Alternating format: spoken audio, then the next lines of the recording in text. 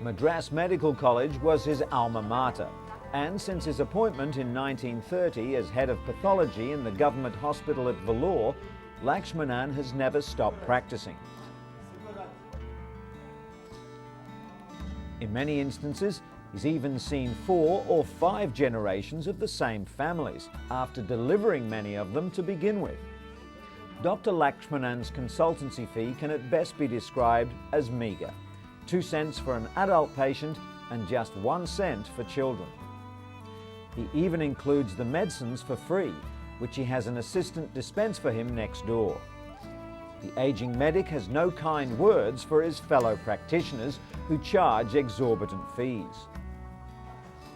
According to a friend and neighbour, P.K. Ramamurthy, the good doctor can detect ailments just by looking at a patient's face. His methods are simple, but long queues of patients attest to his success.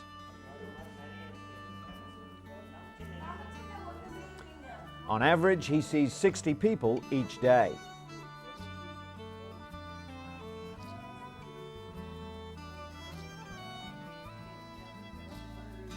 His simple work practices are in keeping with his simple and very disciplined life. He rises at 5 a.m. each morning, bathes in cold water, and prepares to have a coffee. Then he takes bread and milk and goes to work. Dr. Lakshmanan believes his daily regime is what has kept his body trim and healthy and his mind sharp. The much-loved medicine man plans to keep healing the sick for some years to come, Guinness World Record or not.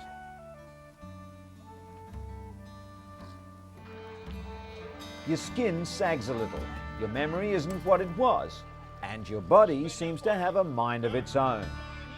Are these really the golden years? Absolutely. With a renewed focus on fitness, millions of elderly are determined to fight the effects of aging. They're exercising their bodies and minds by dancing, laughing, taking up new hobbies, and making new memories. Some are still winning contests. At this year's Elderfest in Washington, D.C., more than 1,000 older people turned out for a morale boost and reminders to stay active. Drink lots of water and always celebrate the good old and new days. It just goes to show that it's never too late to be fit and fabulous. And proving that it's never too late to be a beauty queen, 91-year-old Dolores Garces was recently crowned Miss Grandmother in Mexico City. Cheered on by their children and grandchildren, 45 women from all over Mexico competed in the 10th annual Grandmother Beauty Contest.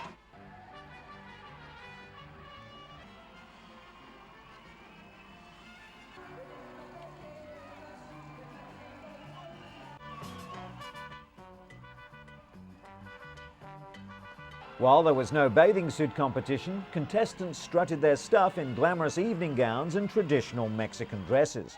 Contestants were even quizzed on current events. Pageant organisers have received positive feedback from senior citizens who love the show. In addition to the crown, Garces will receive various beauty products and trips to popular Mexican tourist towns.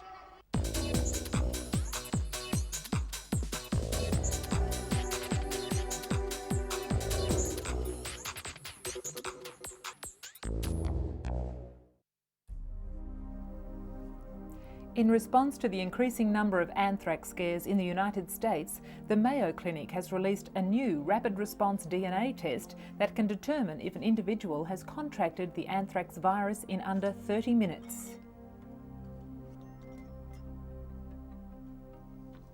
Until now, tests have taken several days to identify the presence of anthrax. The test takes about 1 minute to prepare, and the Mayo Clinic claims results are accurate, even if there is a low level of bacteria present. Roche Diagnostics has distributed testing kits to 24 selected laboratories throughout the US at no cost. The test has not yet been approved by the US Food and Drug Administration, and it is not clear when or even if it will be in the near future. Another response to America's anthrax scare is a $25 home test kit. Pure Test claims to detect anthrax spores in the air, water and on surfaces. Some are warning such kits will only heighten already jittery nerves, while others argue they could help reduce unnecessary calls to overloaded police and physicians. Despite alarming scenes like these, the government continues to appeal for calm, but it's a message that's ringing hollow in cyberspace. Internet pharmacies are swamped with Cipro orders, the powerful anthrax antibiotic. Unnecessary use of Cipro can actually cause more harm than good by building up resistant bacteria. But as the threat of anthrax contamination continues, the message to stay calm is increasingly falling on deaf ears.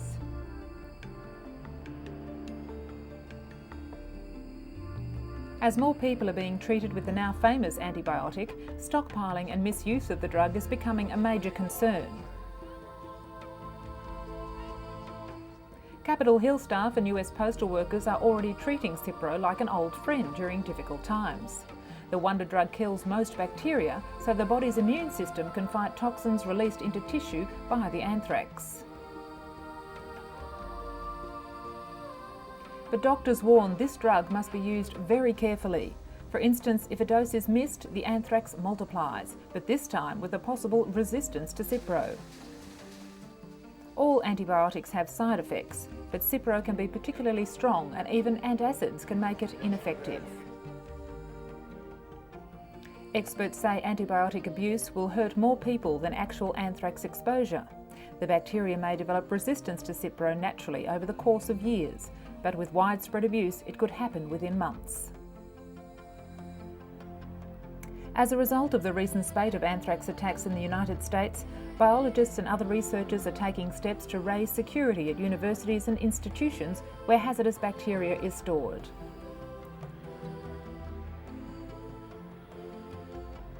They, more than most, would understand the dangers the viruses pose. But at the same time, they believe that a complete clampdown on access to collections of germs would ultimately result in far fewer scientific and medical breakthroughs. Many universities instituted several immediate measures, such as obscuring information on data they possess on dangerous organisms, especially since discovering that the anthrax virus was most likely stolen from a research laboratory or institute. Meanwhile, the United States remains on a heightened state of alert, aware that the nation may be subjected to reprisal attacks following the relentless waves of airstrikes the military has rained down on Afghanistan. So far, at least 15 people have tested positive for anthrax and several have died. Thousands more have been treated preventatively with Cipro in an effort to stem possible development of the disease. The search for better alternatives to Cipro are underway as well, with some researchers claiming they've done away with common side effects such as nausea, diarrhoea and rashes.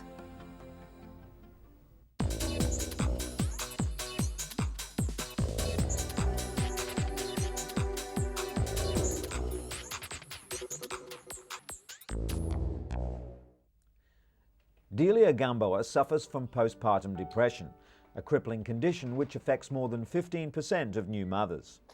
Like many women, she initially refused to be treated, concerned that medication could be passed on to her child through breast milk. It was a decision which proved disabling. But now there's hope for many women like Delia, with new research suggesting mothers can safely take psychiatric medication. Dr. Vivian Burt, director for the Women's Life Center at UCLA, assessed more than 95 studies spanning 5 decades and believes the findings are conclusive. Healthy babies won't suffer adversely to medication via breast milk. In the majority of cases, the benefits of taking antidepressants greatly outweigh the risks. Delia Gamboa is proof of this, now finally able to enjoy a healthy, happy relationship with her 2 sons. Pacifiers have been used by mothers to calm fussy babies for almost 3,000 years. But mums and doctors have become concerned that pacifier use may result in premature weaning of breastfeeding infants. A new study published in the latest issue of the Journal of the American Medical Association shows that babies are no more likely to stop breastfeeding within the first 3 months of life, whether the mother uses a pacifier or not. The problem unfolds when an infant cries and mothers think they don't have enough milk. So they use a pacifier to soothe their crying infant. Instead, doctors suggest breastfeeding more often to increase the milk supply. The study recommends several alternatives to using pacifiers, including carrying and rocking. Whenever mothers meet, there's always one hot topic of conversation: how their newborns and toddlers are sleeping. Joe and 10-week-old Will and Shana and 11-month-old Perry have an expert listener in Dr. Harriet Hiscock, a paediatrician at the Royal Children's Hospital in Melbourne, Australia. Dr. Hiscock has surveyed 740 new mothers who've had problems with their child's sleep. She advised them when to calm their fussy babies and when to let them cry, which not only ensured better sleep, but helped the mums ward off postnatal depression. The controlled crying approach thus improves the well-being of both child and mother. Sally Bernard takes a break from her hectic schedule to visit with her 13-year-old son Bill. He was diagnosed with autism at age 4, but she says he showed symptoms almost 2 years earlier. Just down the hall at a Cambridge, Massachusetts hotel conference room, Sally takes part in the first public hearing on the risks of mercury used as preservatives in several childhood vaccines.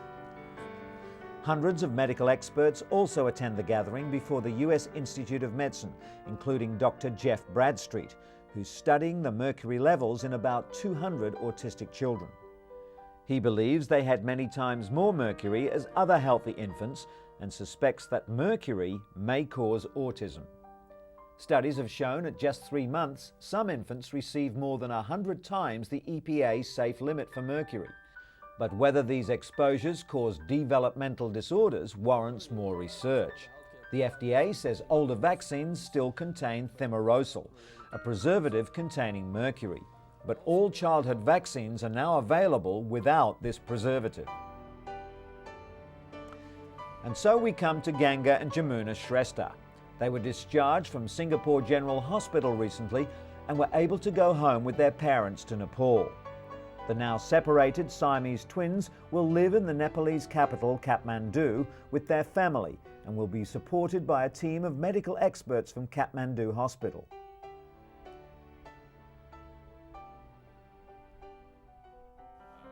The surgeon who conducted the 100-hour operation to separate the twins told a news conference that the girls were ready to go home to rest, grow and develop. Professor Ho Yun explained that the 18-month-old girls had already been through quite an ordeal, such as major operations every other day for about 3 to 4 months. Naturally, their parents, Father Bushra and Mother Sandhya, were delighted to be going home with the whole family, but they'll return to Singapore next year for skull reconstruction surgery. The babies, who were kept on ventilators in a drug-induced sleep for days after the surgery, have not suffered any major strokes, brain swelling or brain infections. Doctors said Jamuna, the stronger of the two, now tries to roll over and is learning to sit. Though slightly heavier at 8.2 kilograms, Ganga has yet to catch up with her sister's development. The costly operation, which utilised 3D computer imaging of the girls' skulls, was paid for by a pool of public donations that poured in to cover all costs, while doctors offered their services for free.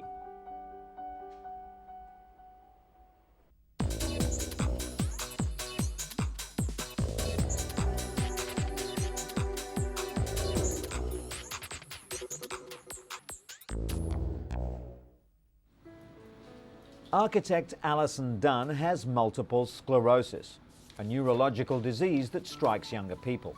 While severe MS symptoms include paralysis, Alison suffers a milder form known as remit and relapse. Under current guidelines, doctors could only diagnose her after the second attack, but now there are new international guidelines being launched to diagnose the illness in far less time. MRI scans will now be done as soon as a person suffers their first attack. The brain images are so advanced that they can quickly expose the MS lesions before nerve damage becomes more pronounced. It's not clear whether earlier detection and drug intervention would have helped Alison, but at the very least, it would have given her peace of mind to know precisely what was wrong.